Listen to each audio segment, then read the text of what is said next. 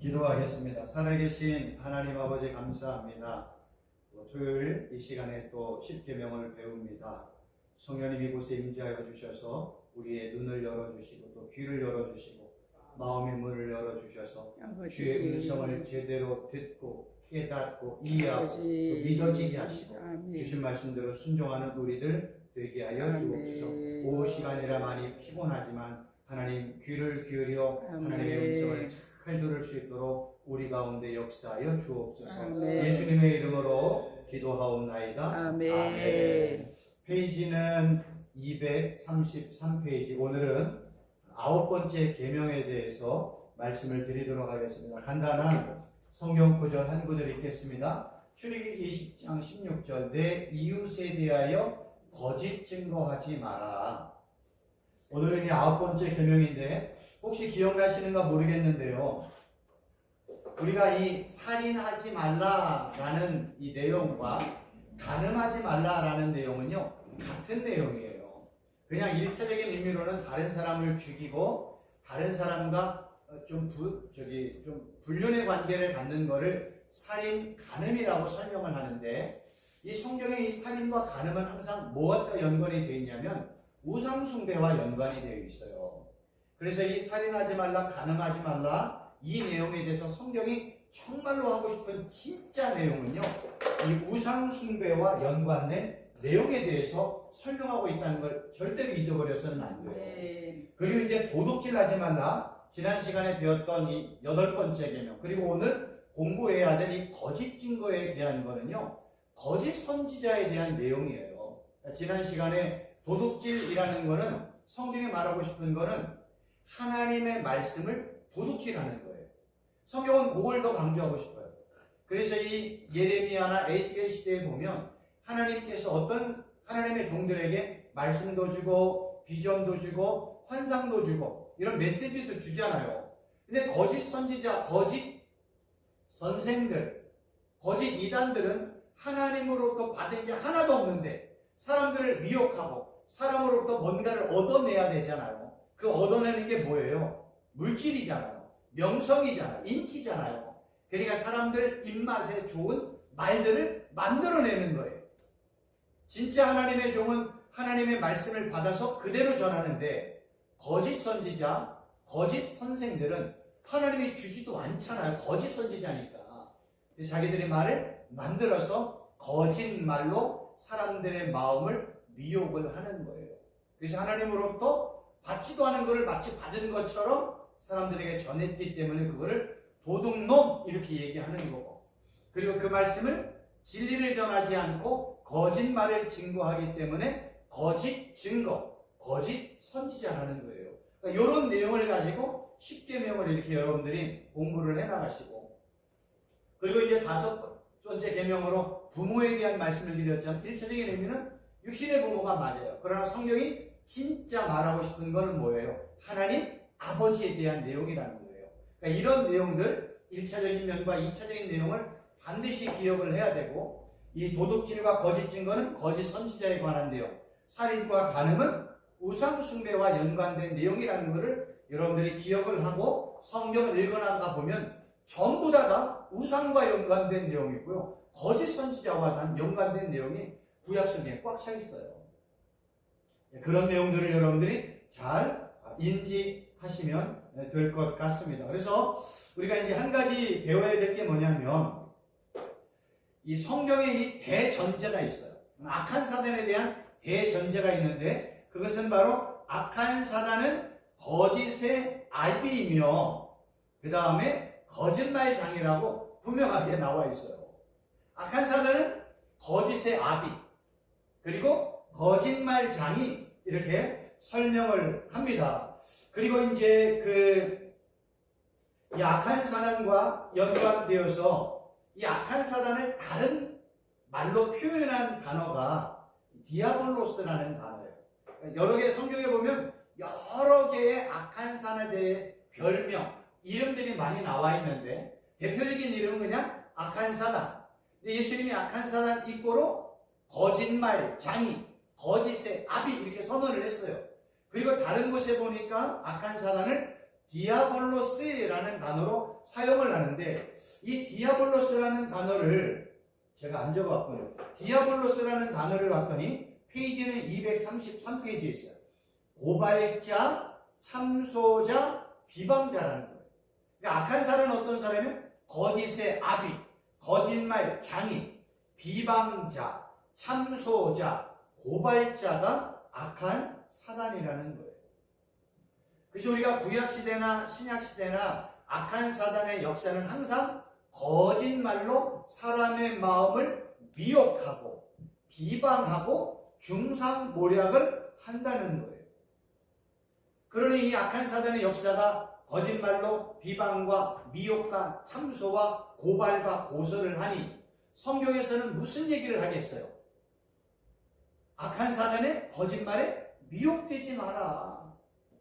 악한 사단의 이 괴계에 미혹되지 마라. 그러니 깨어 근시하라. 이 얘기를 하고 있고, 거짓 선지자, 거짓 선생, 거짓 그리스도에 대해서 주의하라는 내용들을 반복해서 얘기하고 있는 거예요. 그러면 거짓에 이길 수 있는 방법은 뭐예요? 진리뿐이 없단 말이에요. 그러니까 진리 가운데 서 있어라. 진리의 말씀을 듣고 진리의 말씀을 믿어라. 성경은 이런 얘기하는 거예요. 거짓을 이길 수 있는 방법은 진리뿐이 없습니다. 이 진리에 대해서는 나중에 좀 말씀을 드리도록 하겠습니다. 재미있는 거는 이렇게 악한 사단이 거짓말 장이, 거짓의 아비, 고발자, 참소자, 비방자잖아요. 근데 요한계시록 21장 8절과 27절의 내용을 보면 이런 표현이 있어요. 거짓말하는 모든 자들은 불과 유황으로 타는 못에 던져지리니 이는 둘째 사망이다. 우리가 지금 234페이지 공부하고 있어요. 맨 마지막 부분. 중요한 건 뭐냐면 거짓말하는 자의 결말이 뭐예요? 불과 유황이 타는 못에 던져진대요. 근데 두 번째 사망이 둘째 사망이래요. 그럼 거짓말하는 자의 마지막 결론은 만약 하나님의 심판을 받고 불과 유황이 타는 못에 던져진다는 거예요.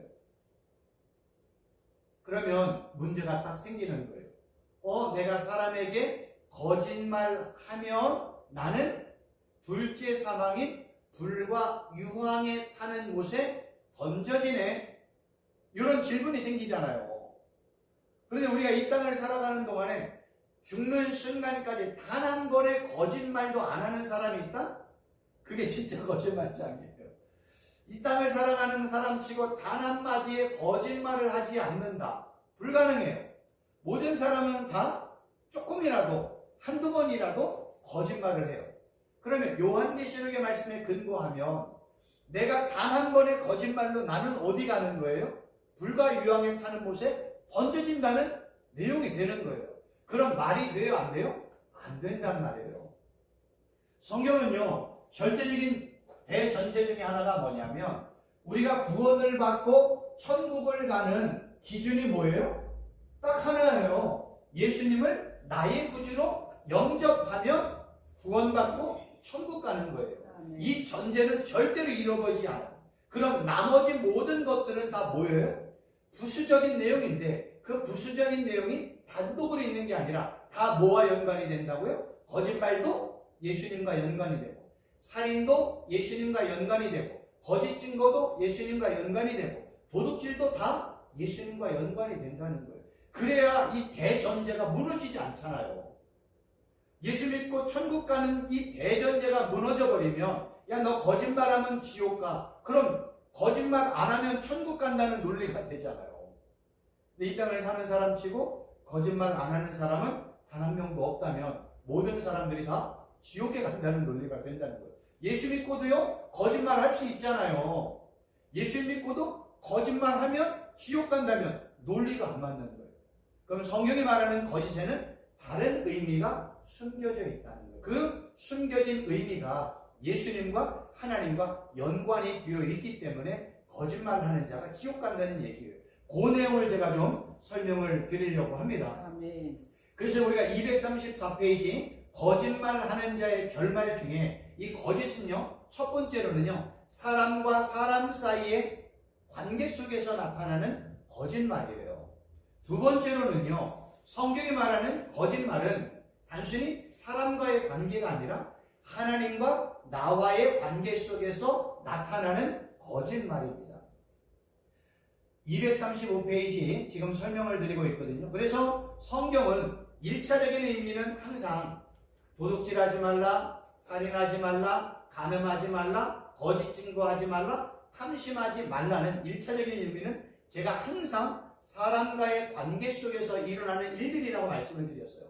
사람과의 관계 속에서 일어나는 일들은 다 잘못을 하면 누가 다 여기에 대한 징계와 심판을 해요? 세상 법이 하게 되어 있어요. 그러나 말씀드렸던 살인, 간음, 도둑질, 거짓 증거, 탐심에 대한 2차적인 잘못은 누가 결산을 해요? 하나님과 예수님이 결산을 한다는 거예요. 그래서 이 거짓 증거도요, 누구와 연관해서 해야 돼요? 하나님과 나와의 관계 속에서 이 내용을 봐야 되는 겁니다. 그러면 아까도 말씀을 드렸지만 거짓할 때는 거짓의 아비가 악한 사단, 그리고 거짓말 장이, 비방자, 참소자, 이렇게 대적자라고 말씀을 드렸어요. 그래서 거짓하면 거짓은 다 누구와 연관이 된 거예요? 악한 사단과 연관이 되어 있는 거예요. 그러니까 성경이 말하는 거짓은 항상 다 악한 사단과 연관이 있어요. 거짓은 악한 사단. 그러면 진리는 누구와 연관이 되어 있어요? 예수 그리스도와 연관이 되어 있다는 거예요. 그래서 이 거짓과 진리는 불일치하는 거고, 악한 사단과 예수 그리스도는 일치할 수가 없어. 성경이 말하는 진리는 다른 것이 아닙니다. 성경이 말하는 진리는 예수 그리스도가 진리라고 얘기해요. 예수님 자체가 진리예요. 그래서 요한 사도가 요한복음 1장 14절에서 예수님이 은혜와 진리가 충만하더라. 그러니까 예수님 안에는 은혜가 충만하고 진리가 충만해요. 그러니까 예수님에게서 나오는 모든 말들은 다 뭐만 나와요? 진리만 나오는 거예요. 그럼 거짓, 약한 사단은 이 안에 뭘로 가득 차 있어요? 거짓으로 가득 차 있어. 그래서 약한 사단에게 나오는 모든 것들은 거짓만 나와. 그러니 예수님이 약한 사단을 보고 너는 뭐예요? 너는 거짓말쟁이야. 너는 거짓의 아비야 라고 얘기하는 거예요. 그러면 거짓의 대전제가 있어야 되잖아요. 성경이 거짓에 대한 분명한 어떤 설명이 있어야 되잖아요. 제가 여기 책에는 기록이 되어 있지 않지만 요한일서 2장 22절을 제가 읽어드릴게요. 요한사도가 이렇게 증거합니다. 거짓말하는 자가 누구냐? 너무 정확하잖아요. 거짓말하는 자가 누구냐? 예수께서 그리스도이심을 부인하는 자가 아니냐? 아버지와 아들을 부인하는 그가 적그리스도니 라고 설명하고 있어요. 거짓말하는 자가 누구야? 예수가 그리스도임을 부인하는 자 1번. 그러니까 아버지와 아들을 부인하는 그가 적그리스도야 이렇게 얘기하는 거예요. 그러면 성경이 말하는 거짓말은 뭐예요?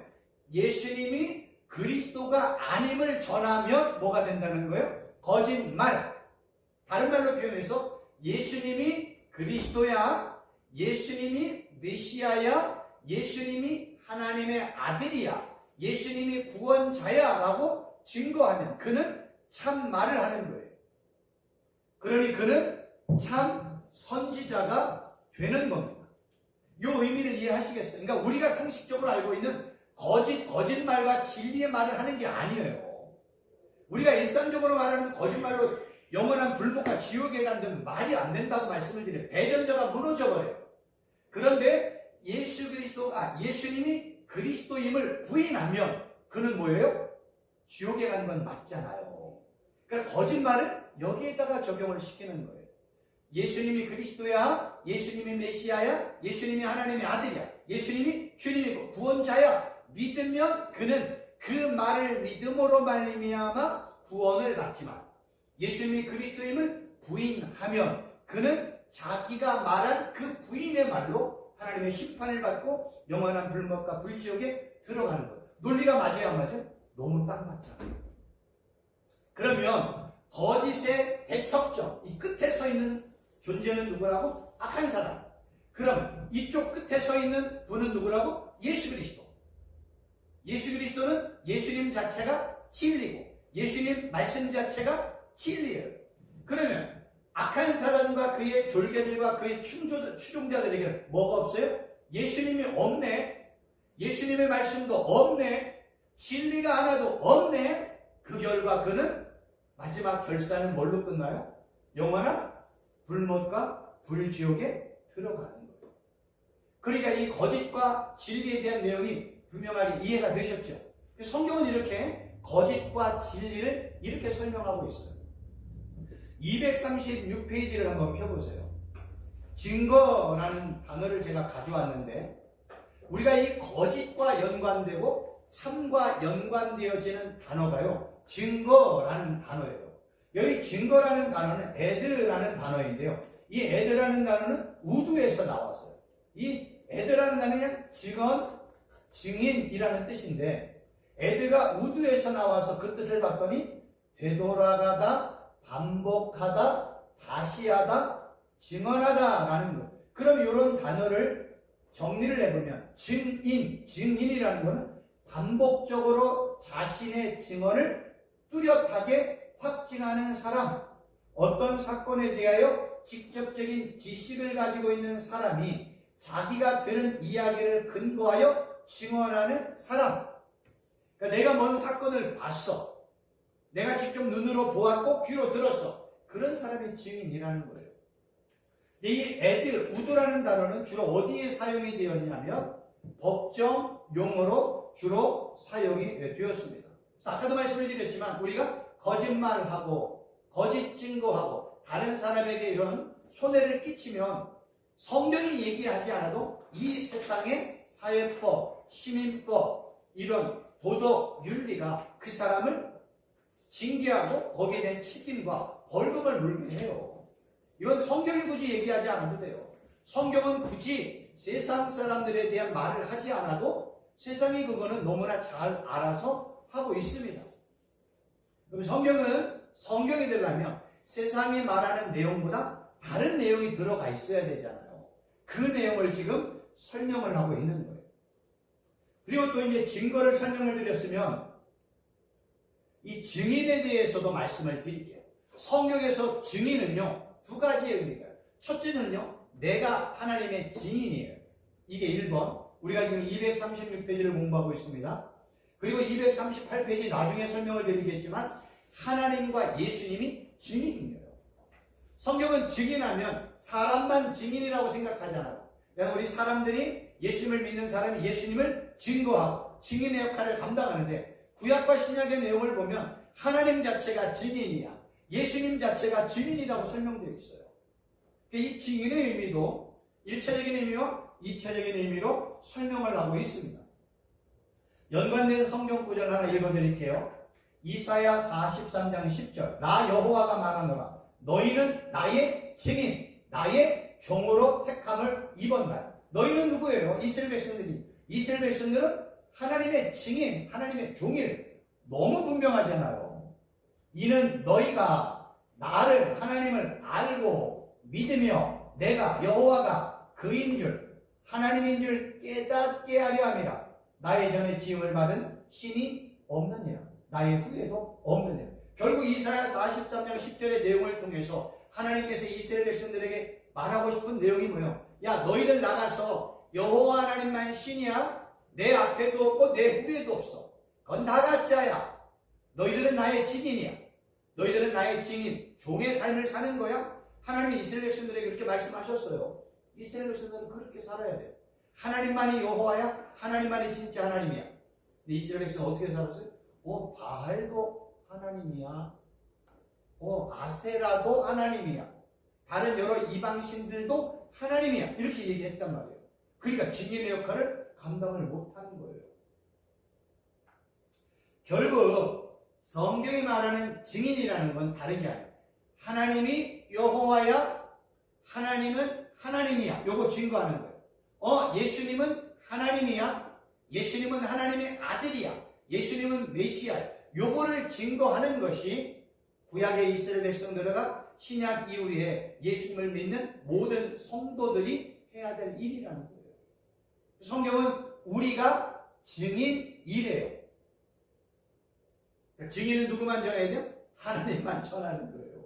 예수님만 전하는 게 증인이라니까요. 네. 그럼 거짓 증인은 뭘까요? 하나님 안 전해. 예수님 안 전해. 하나님 말씀 안 전해. 뭐만 전해요? 사람들의 귀에 좋은 얘기만 전하는 거예요. 사람들의 듣기에 귀에 좋은 말만 전하는 거예요. 그래서 강단에서 제일 중요하게 여겨야 될 게 뭐냐면 예수님의 말씀, 하나님의 말씀, 예수님만 증거하는 것이 더 많은지 아니면 그의 부수적인 내용이 많은지 말씀 사역자들은 항상 여기에 기준을 잡고 살아야 되는 거예요. 내가 이렇게 설교할 때, 내가 사역을 하고 메시지를 전할 때 나의 30분, 1시간의 설교 중에 퍼센티지가 뭐가 많은가? 요거를 한번 우리가 사역자고 말씀을 전하는 사역자이기 때문에 요걸 조심해야 된다는 거예요. 근데 우리는 성경 말씀을 많이 전하면 사람들이 뭐예요? 지루하게 생각하고 힘들어하니까 그 말씀을 전하는 것, 요 조금을 전하기 위해서 부수적인 내용들을 너무나 많이 전하면 이제 뭐가 돼요? 주객이 바뀌는 거예요. 진짜 예수님 전하고 진짜 하나님 전하고 성경 말씀을 전하는 것이 말씀 사역자, 증인의 역할인데 요거는 싹 빼놓고 사람들 좋아하는 내용만 전하면 안 된다는 거예요. 예를 들어 성도들 마찬가지예요. 우리가 사람들에게 어떤 전도를 할 때 이 사람을 예수 믿게 하고 싶어. 그럼 우리는 말씀만 딱 전하면 되잖아요. 그거를 바울은 캐리그마라고 얘기해요. 예수님의 고난, 십자가, 부활만 전하면 캐리그마야. 선언하라는 거, 선포하라는 거. 근데 요거 선포하면 아우 초신자가 너무 부담스러워할 것 같으니까 뭔 얘기예요? 사방팔방 흩어진 얘기만 하는 거예요. 진짜를 못 전하. 그런다고 저 사람이 예수 안 믿는다니. 예수님을 믿게 하는 건 누가요? 나의 말, 나의 지식이 아니에요. 성령의 역사예요. 그럼 내가 좀 이렇게 불편하고 거칠고 진리만 전해도 저 사람이 어떻게 받아들일까 생각할 필요가 없어요. 우리는 예수님이 그리스도이십니다. 예수님을 믿어야 구원받습니다. 예수님을 믿어야 천국 백성이 됩니다. 이런 단순한 몇 가지가 안 되는 진리의 말씀이라도 그걸 전하면 그 말씀을 통해서 역사하는 누구예요? 성령 하나님. 근데 우리는 복음 증거할 때 누가 다 그 일 처리를 해야 돼? 예수 믿게 하고 예수 믿는 과정 마지막까지 내가 다 하려고 합니다. 나는 안 돼요. 내가 어떻게 저 사람의 마음을 감동시켜요? 그래서 나온 방법이 뭐예요? 짜장면 사주고 짬뽕 사주고 탕수육 사주고 교회에서 여러 가지 행사를 통해서 사람들의 마음을 미혹하는 방법을 쓰는 거예요. 여러분 구약시대나 신약시대나 교회시대 때 교회에서 무슨 행사 해가지고 한 거 없어요. 그냥 예수가 그리스도야 선언했어. 그러면 누가 역사해요? 성령 하나님이 역사하는 거예요. 근데 이제 문제는 뭐냐면 지금 시대는 성령 하나님의 역사를 안 하고 성령 하나님의 역사를 누가 하는 거예요? 사람이 하고 있어요. 그래서 하나님의 역사가 더디 일어나는 거예요. 그래서 우리는 이러한 내용들을 통해서 정말로 조심해야 됩니다. 이거는 정말로 조심하고 또 조심해도 정말로 우리가 정말로 반복해서 들어야 될 내용이 거기 있는 거예요. 구원의 역사는 내가 하는 게 아니에요. 하나님이 하시는 거예요. 그래서 저도 예전에 이제 우리 어른 목사님도 계시지만 설교할 때 내가 이렇게 재미나게 하면 성도들이 은혜 받을 것 같아가지고 진짜 전해야 될 성경 말씀보다는 부수적인 이런 지나갔던 얘기, 예화 이런 것들을 저도 많이 했었어요. 근데 지금은 그 퍼센테이지를 줄였어요. 처음에는요 40분, 50분 설교를 예수님만 전했더니 사람들이 다 뒤집어지는 거예요. 너무 힘들어가지고. 그래서 제가 2년, 저는 지금까지 한 25년, 30년 가까이, 25년 가까이 목회할 때 설교의 패턴이요, 한 6, 7번을 바꿨어요. 3년 전에는요, 성도들이 너무 이런 성경 원어 얘기, 히브리어, 헬라 얘기를 재밌게 하고 쉽게 하려고 해도 힘들어 하니까 이걸 어떻게 좀 재밌게 할까라는 생각을 가지고 생각에 요새 그 천주교 유명한 교회로 얘기한 부흥강사 목사님 같은 신부님이 계세요. 그 신부님의 강의가 너무 재밌다고 소문을 내요. 그분 한 70편 정도 들었어요. 70편. 어떻게 재미있게 하나? 그 인천에 있는 어떤 목사님이 설교를 너무나 재미나게 한대요. 그래서 그 목사님의 설교도 100편을 들었어요. 1년 안에. 그러니까 차에 타서 갈 때 교회 가서 틀어놓고 계속해서 허투루 듣는 게 아니라 집중하여 들었어요. 어떻게 저 사람 저렇게 재미있게 하지? 그러다 이제 그런 내용들을 집어내면서 하나님의 말씀을 이렇게 어떻게 잘 표현할까? 저도 고민을 많이 하면서 이렇게 왔어요. 그러다 보니까 잘못하면 주객이 전도가 되어서 재미있게 성도들 재미있게 재미난 말, 예와 세상 돌아가는 얘기가 그들에게 힘과 능력과 권세를 안 줍니다. 그냥 듣고 마는 거지. 근데 조금 거칠어도 진리를 전하고 말씀을 전하면 그 말씀이 성도의 마음을 사로잡잖아요. 이게 모든 목사님, 저뿐만 아니라 모든 사역자들의 고민이란 말이에요. 그래서 어떤 퍼센티지를 해야 될까? 그건 뭐 각자 틀리겠지만, 그건 이제 각자 알아서 해야 되지만, 주객이 절대로 전도되어서는 안 된다는 거예요. 예수님, 메시아, 예수가 그리스도, 예수님의 말씀. 그래서 바울의 핵심에는 뭐만 있어요? 십자가, 부활, 하나님의 나라가 바울 메시지의 전부예요. 십자가, 부활, 하나님의 나라. 그 내용을 설명하기 위해 여러 가지 많은 내용들을 집어넣는 거예요. 핵심이. 우리도 예수님, 십자가, 부활, 하나님의 나라, 예수님의 말씀, 예수님의 삶, 예수님의 고난, 이런 것들을 전하면 역사는 누구가 한다? 성령 하나님의 역사하십니다. 여기를 이제 얼마나 내가 이거를 절대적으로 믿고 신뢰하느냐에 따라서 말씀의 어떤 그 퍼센티지가 달라지는 거예요. 이건 개개인이 감당해야 될 문제라고 저는 봅니다. 그래서 성경은 예수님만 증거하는 게 증인이 돼요. 이게 이제 제일 중요한 거예요. 238페이지를 보면 이제 또 누가 나오냐면 하나님과 예수님이 증인이 돼요. 지금은 예수님 제자들, 또 우리들이 예수님이 메시아고 그리스도임을 증언하는 증인의 역할이잖아요. 성경을 보니까 하나님과 예수님 자체가 증인이에요. 연관된 성경 구절 읽어드리겠습니다. 사무엘상 12장 5절. 사무엘이 백성에게 이르되 너희가 내 손에서 아무것도 찾아낸 것이 없음을 여호와께서 너희에 대하여 증언하시며 여호와의 기름 부음 받은 자도 오늘 증언하느니라 하니 그들이 이르되 그가 증언하시느니라. 그러니까 여호와가 뭐가 돼요? 증언하시, 증인의 역할을 감당한대요. 그러니까 하나님이 증인이야. 신약으로 넘어가면 예수님이 뭐예요? 증인이에요. 예수님이 그래요. 내가 뭐야? 내가 떡이야. 내가 뭐야? 내가 하늘에서 나온 참떡이야. 산떡이야. 내가 메시아야. 내가 하나님의 아들이야. 내가 주님이야. 예수님의 그릇이잖아요. 예수님이 예수님 자신을 증언하는 거예요. 하나님도 예수가 하나님의 아들임을 증언하시는 거예요. 왜 하나님과 예수님이 증인의 역할을 감당하실까? 이유는 다 알아요. 예수님은 하나님 우리의 모든 일거수일투족을 다 알고 있어요. 우리의 과거, 우리의 현재, 우리의 미래, 우리의 마지막에 어떠한지를 하나님과 예수님은 다 알고 계세요. 그래서 예수님만이 하나님 앞에서 우리에 대한 뭐가 될 수 있다? 참된 증인이 될 수 있다. 제가 누구인지, 최순복 목사가 누구인지, 최순복 목사가 예수님을 위해서 어떤 삶을 살았는지 거기에 대한 참된 증인이 누구다? 예수 그리스도. 누구 앞에서? 심판자이신 하나님 앞에서. 그래서 성경에 보면 하나님은 심판자, 예수님은 우리를 대변하는 변호사, 증인, 이러한 역할로 성경에 기록이 되어 있잖아요. 요한일서 2장 1절을 보니까 우리 아버지 앞에서, 하나님 아버지 앞에서 우리에게 대언자가 있으니 곧 의로우신 예수 그리스도라.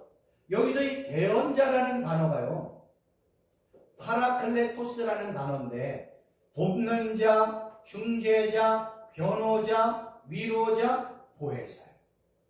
그래서 이 파라클레토스는요, 법정에서 돕는 사람, 법적인 조력자, 그러니까 마지막 하나님의 심판대 앞에서 우리를 진짜로 돕고 중재하고 변호하고 위로해 주시는 분은 누구다? 예수 그리스도다. 성경은 이렇게 예수님을 이런 식으로 설명하고 있어요. 그러니 예수님이 마지막 심판 때 하나님 앞에서 진짜 우리의 변호사, 중재자, 돕는 자가 돼서 하나님, 최순봉 목사는요 이 땅을 사는 동안에 예수가 그리스도임을 증언한 나의 참된 증인이 맞아요.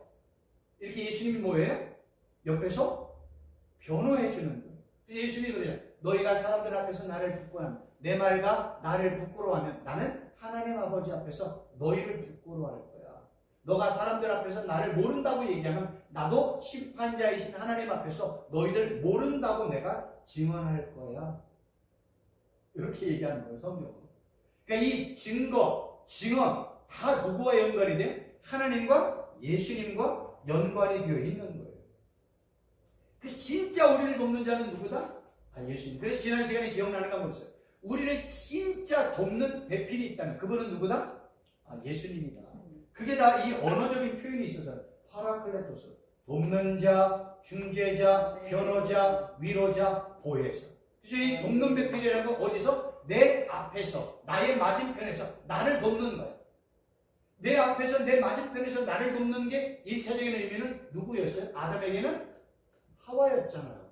근데 아담의 하와가 진짜 아담의 돕는 배필이었어요? 아니었단 말이에요. 하와를 통해서 뭐 먹었어요? 선악을 알게 하는 열매를 먹고 모두 다 하나님의 심판을 받고 에덴 동산에서 쫓겨났잖아요. 돕는 배필이 아니라 어떤 배필이었어요? 망하게 하는 배필이었단 말이에요. 그러므로 진짜 우리를 돕는 배필이 있다면 누구예요? 예수님. 지난번에 기억나세요? 첫 번째 아담과 둘째 아담. 이 기억나세요? 성경에는 이 하와를 신약에서는 교회의 성도를 얘기해요. 신부인 교회를. 이런 식으로 설명을 하고 있는 거예요. 그러니 신부인 교회에게 진짜 돕는 배필이 있다면 누구예요? 참 신랑이신 예수 그리스도. 이렇게 얘기하는 거예요. 이걸 전체 그림으로 보지 아니하고 그냥 여러분들이 읽는 내용으로 보면 이 내용들이 이해가 안 돼요. 성경 전체 그림으로 보면 바울이 그러잖아요. 첫 번째 아담, 두 번째 아담. 살아있는, 또 살리는 이런 의미로 설명하고 있단 말이에요. 그걸 바울이 에베소서 5장에서 너무나 구체적으로 설명을 해 주었습니다. 이렇게 지금 이제 제가 거짓, 거짓말, 증거, 증인, 증언에 대한 내용들을 설명을 했어요. 근데 우리가 읽었던 내용 중에 이 10계명 중에 출애굽기 20장 16절에 누구에게 거짓말하지 말아요? 이웃에게 거짓말하지 말하잖아요. 내 이웃에 대하여 거짓 증거하지 마. 그러면 성경이 말하는 이웃은 누구일까? 나의 이웃은 누구일까? 그냥 우리가 일반적인 상식으로 성경을 접근하면 이웃에 대한 내용이 이해가 안 돼요. 그러니까 성경적인 의미로 들어가려면 히브리어와 헬라어에 대해서 반드시 공부를 해야 됩니다. 그냥 이웃이라는 단어는 헬라어로 그냥 동료, 타인, 형제라는 단어예요. 이 레아라는 이 헬라어 단어가요. 죄송합니다. 히브리어라는 이 레아라는 단어는 이런 의미예요. 그런데 이웃이라는 헬라어 단어가 있는데 플레시온이라는 단어예요. 이 뜻을 봤더니 가까이 있는 사람, 이웃, 심지어는 동포, 친구, 좀 애매한 용어로 다른 모든 사람을 이웃이라고 얘기를 하는 거예요. 그러면 히브리어와 헬라어의 내용들을 정리를 해보면 이웃 하면은요, 내 형제도 이웃이야, 타인도 이웃이야, 친구도 이웃이야, 대한민국 전체의 동포도 이웃이야. 좀 애매한 표현으로 모든 사람이 다 이웃이야. 그럼 이웃은 뭐예요? 나를 제외한 모든 사람들이 다 이웃이라는 포괄적인 의미를 갖고 있다는 거예요. 이 이웃에게 뭐 하지 마라? 거짓 증거하지 마라. 그럼 이웃에게 뭐 증거하라는 거예요? 자비, 사랑, 긍휼을 베풀라는 거예요. 그러면 성경에서 이웃에게 거짓 증거하지 말 대신 뭐를 해요? 자비나 사랑을 베풀라 얘기하는데, 이 자비라는 단어가 엘레오스라는 단어, 그냥 불쌍히 여김, 긍휼히 여김, 동정이라는 의미예요. 근데 이 엘레오스라는 단어, 자비라는 단어가 성경에서 어떤 의미로 쓰이는가 봤더니 세 가지 의미예요. 첫째는 뭐예요? 하나님의 구원과 연관된 단어가 자비예요. 성경은 자비를 하나님의 구원과 연관해 쓴다니까요. 그리고 이 자비, 긍휼이 어떤 뜻이냐면 그냥 동정의 의미도 있지만 영원한 긍휼하심이 있다는 거예요. 이 자비라는 이 긍휼이 종말론적인 의미도 쓰는 거예요. 왜요? 영원한 자비, 영원한 긍휼, 영원한 사랑이니까. 보세요. 이 불쌍한 사람에게 최순봉 목사가 어떤 사람이 너무나 불쌍해.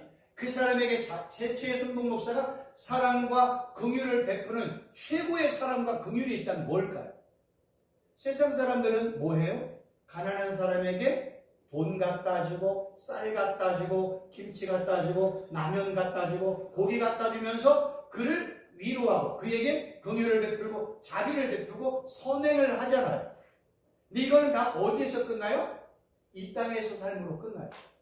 그 이웃에게 진짜 사랑, 진짜 자비, 진짜 긍휼이 있다면 뭐예요? 하나님의 저주와 심판으로부터 구원받는 거 아닙니까? 여러분, 자비, 사랑, 긍휼 다 같은 내용이에요. 내가 어떤 사람에게 진짜 사랑을 베푸는 거는 참 최순봉 목사님 사랑해요, 이게 아니라는 거예요. 그가 예수님을 믿지 않으면 그에게 진짜 사랑이 하나님의 사랑, 십자가 사랑, 구원의 사랑을 전하는 거예요. 그거를 전하면서 그에게 이 땅에 필요한 것들이 있다면 이 땅에 필요한 것도 공급해 주면서 도와주는 거예요. 여러분, 심판받아 영원한 불못과 불지옥에 들어갈 그들에게 제일 중요한 사랑, 긍휼, 선행이 있다면 뭐예요? 그를 하나님의 저주와 심판으로부터 살려내는 거예요. 성경은 자비와 사랑과 긍휼을 그런 의미로 설명을 한다니까요. 근데 우리가 이 내용을 하나님과의 관계 속에서 안 보고 사람과 사람과의 관계 속에서 보면 이 땅의 것으로 그에게 긍휼을 베풀고 선행을 하고 도움을 주고 자비를 베푸는 거예요. 성경은요, 키다리 아저씨에 대한 얘기를 하지 않아요. 마음씨 착한 키다리 아저씨에 대한 내용을 얘기하죠. 마음씨 착한 키다리 아저씨가 우리를 죄에서 구원해요? 하나님의 저주와 심판으로 구원해요? 절대로 못해요. 문제는 이러한 키다리 아저씨와 같은 내용이 어디로 들어왔어요? 교회로 들어왔다는 게 문제예요. 그래서 교회에서도 그냥 세상 사람들이 하는 선행, 구제, 사랑, 자비를 베풀고 우리는 자비를 베풀었다, 선행을 했다, 사랑을 했다, 이렇게 얘기한단 말이에요. 아니요, 한 단계 더 나가야 돼요. 뭐에 대한? 하나님의 심판으로부터의 구원, 하나님의 저주와 심판으로부터 그를 살려내는 진짜 사랑, 진짜 자비를 베풀어야 된다는 거예요. 그 세 번째로는요, 하나님이 요구하시는 행동, 이 자비를 베풀어 주는데, 세 번째로는요, 하나님으로부터 내가 진짜 사랑을 받고 진짜 긍휼하심을 받고 진짜 불쌍히 여김을 받고 진짜 자비를 받았어. 그게 뭐예요? 구원받는 거예요. 이렇게 하나님으로부터 받은 사람은 내가 받은 거를 다른 사람에게 전해줄 수 있네. 사랑은 뭐예요? 베풀어 나눠주는 거야. 그냥 내가 하나님으로부터 예수님부터 받은 게 하나도 없네. 그건 뭐예요? 베풀 게 없어. 뭐만 베풀어요? 세상 것만 베푸는 거예요. 그래서 예수 믿는 사람이 진짜 베푸는 건 두 가지. 하나는 하나님으로부터 받은 것, 예수님으로부터 받은 사랑, 긍휼, 자비, 선행, 불쌍히 여김. 그게 뭐예요? 나를 죄에서 구원하고 하나님의 징계와 심판으로부터 나를 구원해 주는 게 최고의 사랑, 최고의 자비예요. 받았으니 뭐예요? 전해야지. 그리고 하나님이 또 이 땅을 살아가는 나에게 이 땅에 필요한 것도 공급해 주셨네. 그럼 거기에서 받은 그 은혜를 또 베푸는 거예요. 예수 믿는 사람이 이렇게 두 가지를 베푸는 거예요. 예수 믿지 않는 사람 세상 것만 베풀 수밖에 없는 겁니다. 근데 성경은요, 이 이웃에 대해서 이렇게 그냥 모든 사람이 다 이웃이야, 이렇게 헬라어 히브리어 내용으로 끝이 나면 그냥 끝이야. 근데 누가복음에 갔더니 진짜 이웃에 대한 내용을 예수님이 설명을 해줬어요. 그게 뭐예요? 선한 사마리아인이에요. 그래서 이 강도 만난 사람은 거반 지금 뭐예요? 죽음에 처해가고 있어요. 죽어가고 있음. 지금 강도 만난 자의 현상은 뭐예요? 강도를 만나서 선한 어떤 이 사마리아인, 어떤 사마리아인이 강도를 만났잖아요. 지금 그 사람은 지금 어떻게 해요? 죽어가고 있는 거예요.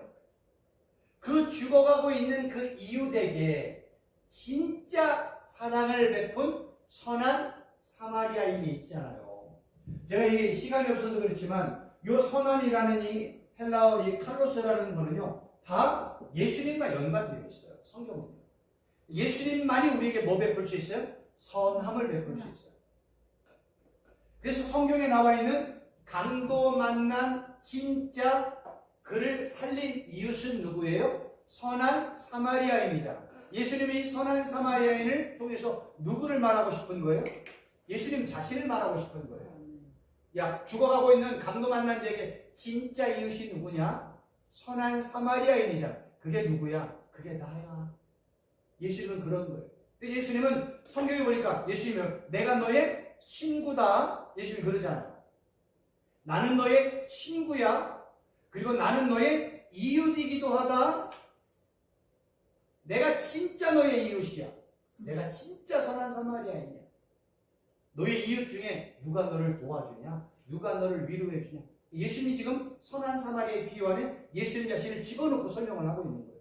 우리가 예수님을 빼놓으면 우리는 지나가는 사람에게 그냥 세상적인 도움만 줘. 여러분들 지나가다가 어려운 사람 있고 노숙자 있고 거리 있으면 여러분들 먹을 것도 주고 돈도 주고 옷도 주고 그런 일을 하십시오. 만약에 어떤 사람이 있으면 오늘 말씀을 드린 것처럼 아유 막 가다가 누가 죽어가고 있으면 그 사람 119 틀어가지고 보내지 말고 병원까지 가서 병원비도 내고 그렇게 적용하면 안 된다니까. 성경은. 근데 우리는 그렇게 적용하고 싶어요. 근데 그거 하지 말라는 게 아니에요. 할 수 있으면 해요. 성경은 그 선한 사마리아인을 통해서 진짜 말하고 싶은 게 뭐예요? 주목시야, 누가 선한 사마리아인이야? 누가 진짜 강도 만난 자의 이웃이냐? 나잖아, 나 예수. 그 내용을 지금 설명하고 있는 거예요. 그래서 우리는 성경에 감추어졌던 그 내용, 비유의 그 모든 내용의 핵심은 누구예요? 예수 그리스도예요. 그래서 예수님에 대한 모든 내용이 구약에 감추어졌다고 히브리서에 나오잖아요. 구약의 모든 내용들이 다 감추어져 있어. 근데 그 감추어진 비밀이 누구라고요? 예수 그리스도, 하나님의 나라라고요. 그거를 이 공간복음에 보면 마태마가 누가 요한복음에 보면 마태마가 누가복음을 보면 거기에 비유에 대한 내용들이 다 나와 있잖아요. 그 비유가 전부 뭘 설명하고 있어요? 하나님 나라, 예수님을 소개하고 있다니까요. 그런 내용으로 성경을 접근해서 성경을 봐야지. 그러지 아니하고 성경을 바라보면 우리는 성경을 다 그냥 율법, 계명, 규례, 법도, 일차적인 의미로 사회법, 시민법, 도덕법, 윤리법으로 볼 수밖에 없어요. 그 성경을 그냥 하라, 하지 마라. 성경은 하라, 하지 마라에 대한 내용이 아니에요. 누구에 대한 내용이에요? 예수님에 관한 내용이라니까요. 근데 일차적인 이 사전적이고 문자적인 의미로 보면 모든 게 뭐예요? 하라, 하지 마라처럼 보이는 거예요. 율법과 규례와 법도로. 예수님이 그래요. 규례와 율법과 법도를 통해서 구원 얻은 이가 누구 있어요? 단 한 명도 없잖아요. 성경은 예수님에 대한 내용이고 예수님을 믿는 믿음에 관한 내용인 거예요. 그래서 예수님에 대해 구원받지. 유대인들처럼 바리새인과 서기관과 율법학자들처럼 율법과 계명과 규례와 장로들 유전을 배웠다고 그들이 그의 죄 문제를 하나도 해결할 수가 없잖아요. 성경은 다 그 얘기예요. 예수님에 대한 내용, 예수님을 믿어야 되는 내용에 대해서 설명을 하고 있는 것입니다. 그러면 구약에 대한 내용들은 요만큼 설명을 했고요. 그 다음에 페이지 246페이지를 한번 보세요. 246페이지. 246페이지에 보면 신약 성경의 거짓 맹세라고 말씀을 하고 있습니다.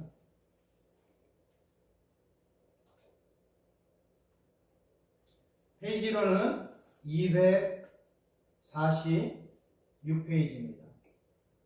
구약에 대한 내용은 했기 때문에 요거는 그냥 놔두고 신약 성경 거의 비슷한 내용들이 많이 있기 때문에요.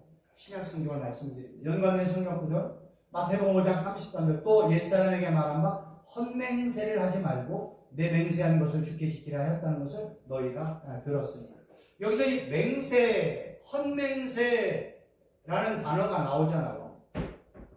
헛맹세라는 단어를 봤더니 능동태 미완료로 사용해서 미완료는 완료가 안 된 거예요.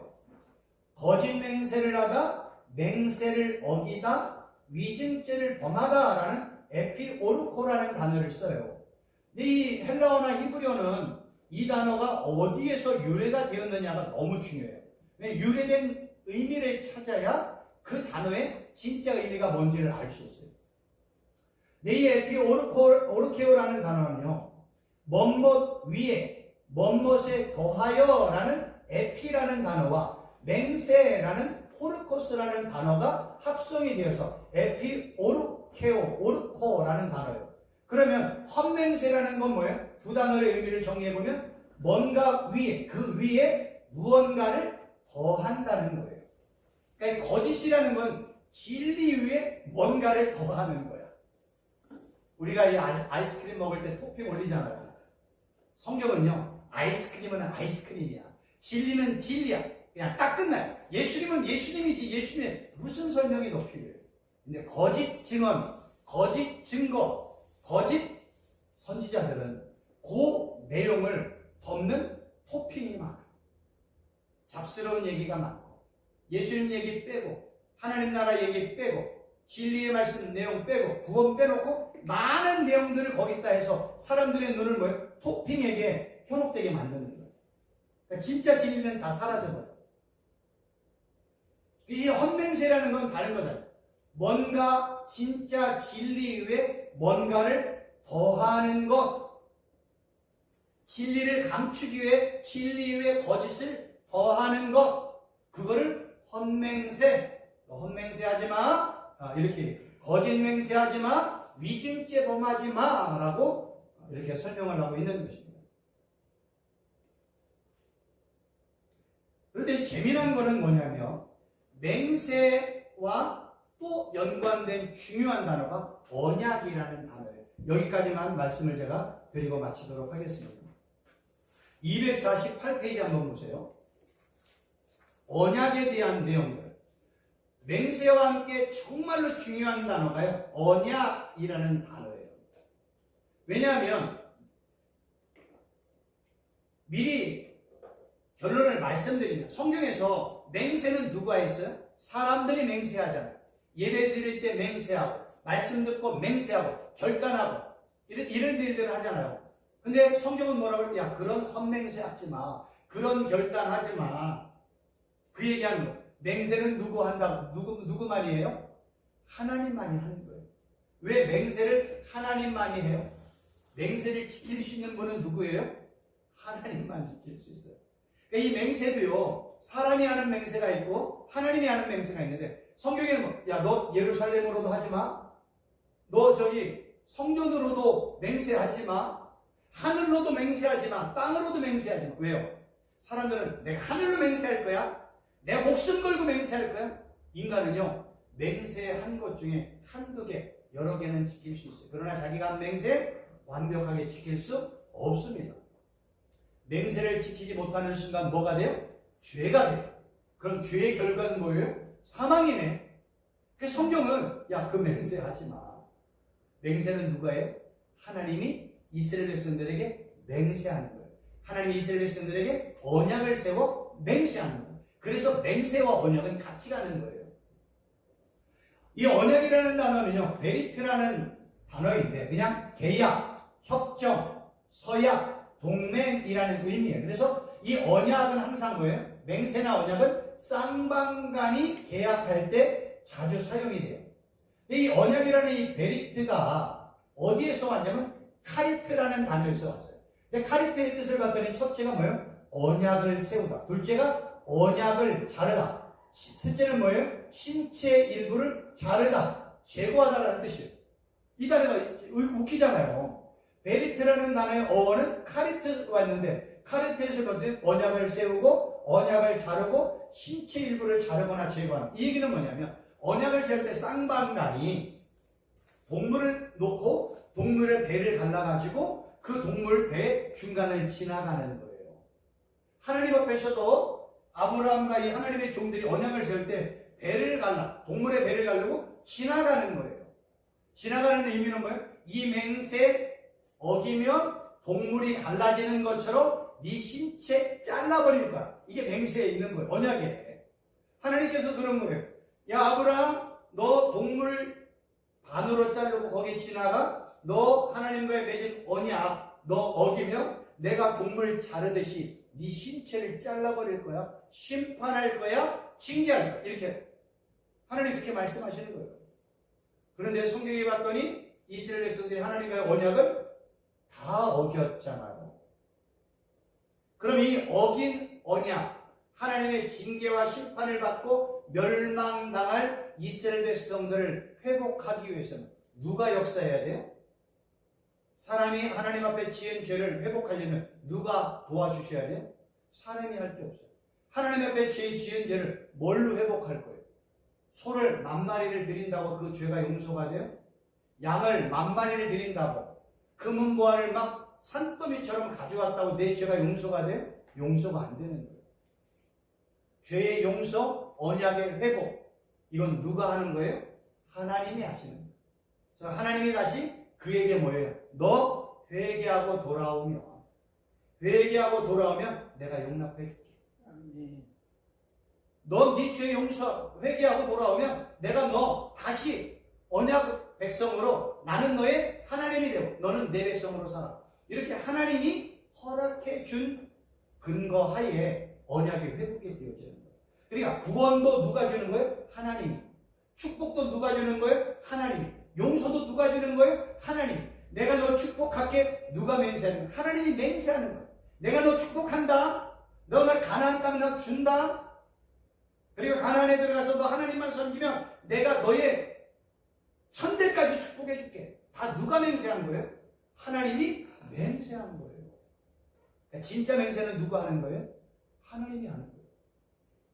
하나님이 약속하는 거예요. 하나님이 언약을 우리에게 베풀어 주는 거예요.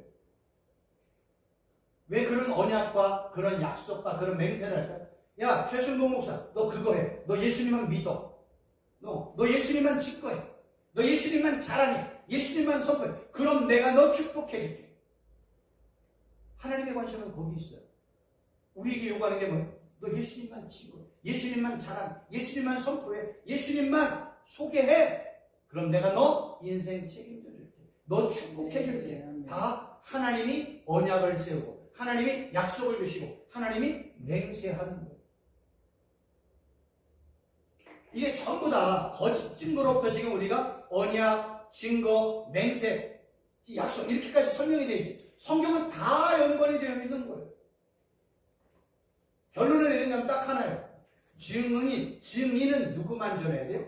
예수님만 전하는 거예요. 예수님의 말씀만 전하는 거야. 하나님의 나라만 전하는 거예요. 십자가와 부활만 전하는 거예요. 그럼 우리는 참된 증인이 되어지는 거예요. 그럼 거짓 증인, 그 거짓 증인은 누구예요? 악한 사단과 그의 졸개들과 그의 추종자들. 그 거짓 증인들이 거짓말은 어떤 말이라고 해서 요한 사도가 예수가 그리스도이심을 부인하는 인간들. 그들은 다 거짓말. 그래서 우리가 이 세상을 살아갈 때 예수님이 그리스도고 예수님이 하나님의 아들 메시아이심을 부인하는 많은 사람들이 있잖아요. 하나님 보낼 때 그들은 다 뭐예요? 거짓말장이. 거짓말장이의 마지막 결선은 뭘로 끝나요? 불과 유황이 타는 곳에 들어가는 거예요. 그러니까 이 거짓 증거의 핵심에는 뭐가 있는 거예요? 예수님이 있는 거라니까. 단순히 거짓말 몇 마리 해가지고 우리 양양 목사님 아까 그 그림 막기를 아이고 목사님 그림이 너무 이뻐요. 사실은 안 이쁜데 그렇게 거짓말 했으면 최순봉 목사는 그 거짓말 한마디로 그냥 지옥 가면 우리의 율법과 규례와 법도로 지옥 가면 돼야 안 돼요? 안 돼요. 성경은 다 누구를 얘기하고 싶어요? 예수님만 얘기하고 싶은 거예요. 거짓 증거도 결국 예수님에 관한 내용. 예수님을 부인하니까 어디 가요? 지옥 가고 영원한 불못에 들어가지. 예수님을 믿고 예수님을 증거한 그는 영원한 새하늘과 새 땅에 들어가는 거예요. 네, 여러분들이 최순봉 목사와 함께 이 1계명부터 지금 9번째 계명까지 말씀을 드렸잖아요. 다 성경은 뭐 얘기하고 싶은 거예요?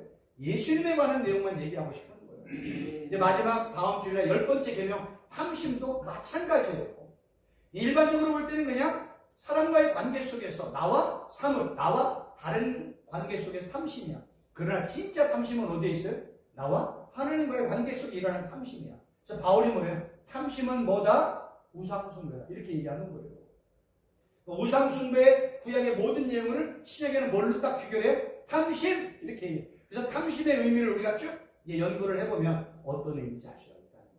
이런 내용만 여러분들이 최선봉 목사를 통해서 배웠다면 정말로 십계명에 대한 분명한 가치가 있는 겁니다.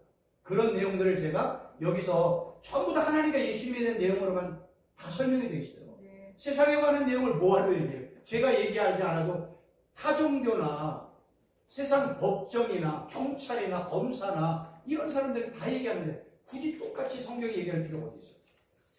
이런 내용들을 잘 기억하시고 진짜 증인은 예수님에 대한 거구나 기억하시고 날마다 그렇게 진짜 참된 증인으로 살아가시기를 주님의 이름으로 축원합니다. 네. 기도하겠습니다. 하나님 아버지, 오늘 9번째 계명인 거짓 증거에 대해서 공부했습니다. 참과 거짓이 어떤 것인지 분명하게 깨닫게 해주시니 감사함을 드립니다. 네. 정말로 우리의 입술에서 예수님만 증거, 예수님만 자랑하고 예수님만 선포하는 우리 모든 분들 되게 하여 주옵소서. 아멘. 예수님의 이름으로 기도하옵나이다. 아멘. 아멘. 수고하셨습니다.